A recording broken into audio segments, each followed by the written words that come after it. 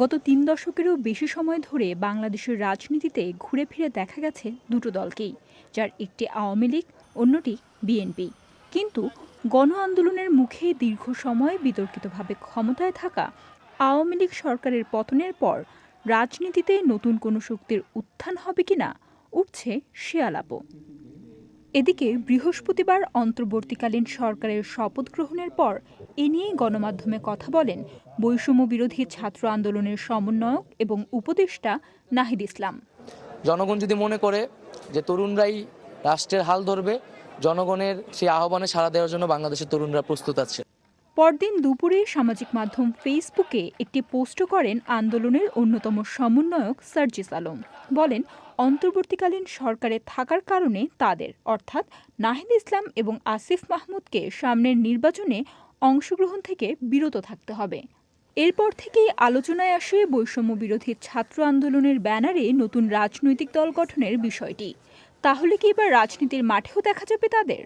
মানুষ ভিন্ন একটি রাজনৈতিক দল তরুণদের নেতৃত্বে দেখতে চায়, যারা সৎভাবে এবং ন্যায়সঙ্গতভাবে বাংলাদেশে একটি সুন্দর সমাজ গঠন করবে।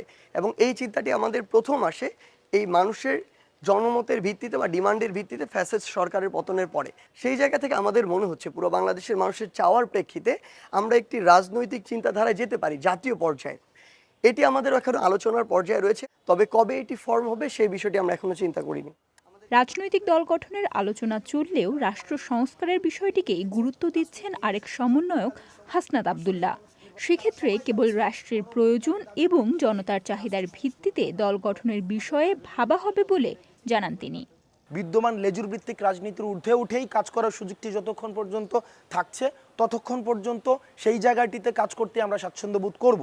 কিন্তু যখনই ছাত্র নাগরিকদের একটি চাহিদা তৈরি হবে যে পলিসি মেকিংয়ের ক্ষেত্রে আমরা বৈষম্য বিরোধী ছাত্র আন্দোলনের সমন্বয়কদের অংশগ্রহণ আমরা দেখতে চাই এবং সেটি নতুন আঙ্গিকে নতুন ফর্মে ঘটিত কোনো ধরনের রাজনৈতিক অ্যাপ্রোচের মধ্য দিয়ে, তখন নতুন ধরনের রাজনৈতিক অ্যাপ্রোচ গ্রহণ করার জন্য বৈষম্য বিরোধী ছাত্র আন্দোলনের যারা রয়েছে তারা অবশ্যই ইতিবাচক পদক্ষেপ গ্রহণ করবে।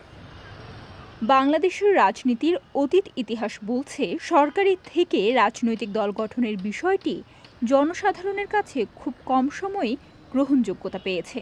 সেক্ষেত্রে বর্তমান সরকারের অংশ হয়ে নতুন দল গঠনের ক্ষেত্রে কিছু বিষয়ে নজর দেওয়ার কথা বলছেন রাজনৈতিক বিশ্লেষক মহিউদ্দিন আহমদ। সরকারের থেকে দল গঠন করার যে চেষ্টা, তার মানেই হচ্ছে যে সরকারের সুযোগ সুবিধা বা রাষ্ট্রীয় আনুকূল্য পেয়েই কিন্তু এই দলগুলো হয়। তো ফলে যেটা এটা মানুষ ভালোভাবে নেয় না। বৈষম্য বিরোধী আন্দোলনের কথা বলে এসে পরে না আবার নিজেদের অনুকূলে তারা সব কিছু নিয়ে নেন, তো সেটা একটা প্রশ্ন থেকে যাবে। তো এই ব্যাপারে তাদেরকেও খুব সজাগ থাকতে হবে। তবে সরকারের থেকে লাভবান হবার সম্ভাবনাকে একেবারেই নাকচ করে দিচ্ছেন সমন্বয়ক সার্জিস আলম। আমরা কখন এটি মনে করি না, বিশ্বাস করি না এবং করতেও চাই না, বরং আমরা তাদের ওই ব্যক্তিত্বের উপরে বিশ্বাস করি যে তারা আসলে এই জিনিসগুলো চিন্তাই করে না। এরকম যদি ছোটোখাটো চিন্তা আসলে আমাদের মধ্যে থাকতো, আমি এটুকু বলে দিতে পারি একটি কোটা সংস্কার আন্দোলন কোনোদিন স্বৈরাচার পতনের আন্দোলনে পরিণত হয়ে সফল হতে পারতো না আসলে। একদিকে পুরনো দলগুলোর প্রতি অনাস্থা, অন্যদিকে গণবিপ্লবের মধ্য দিয়ে উত্থান হওয়ায় বৈষম্য বিরোধী ছাত্র আন্দোলনের ব্যানারে নতুন দল তৈরি হলে তা সফল হবার সম্ভাবনা আছে বলেই মত এই বিশ্লেষকের। 17 কোটি মানুষের জন্য আমরা কাজ করব।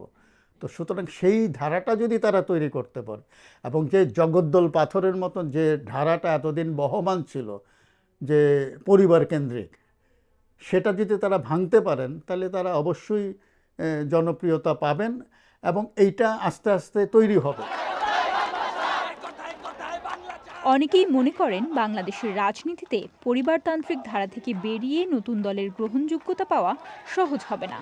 তবে দীর্ঘ সময় ধরে ক্ষমতায় থাকা সরকার পতনে ভূমিকা রাখায় বৈষম্য বিরোধী ছাত্র আন্দোলনের প্রতি জনসাধারণের যে আস্থা তৈরি হয়েছে সে বিষয়েও সন্দেহের অবকাশ নেই।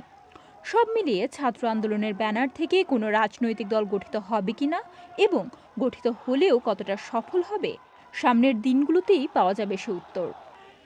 তানহা তাসনিম, বিবিসি বাংলা।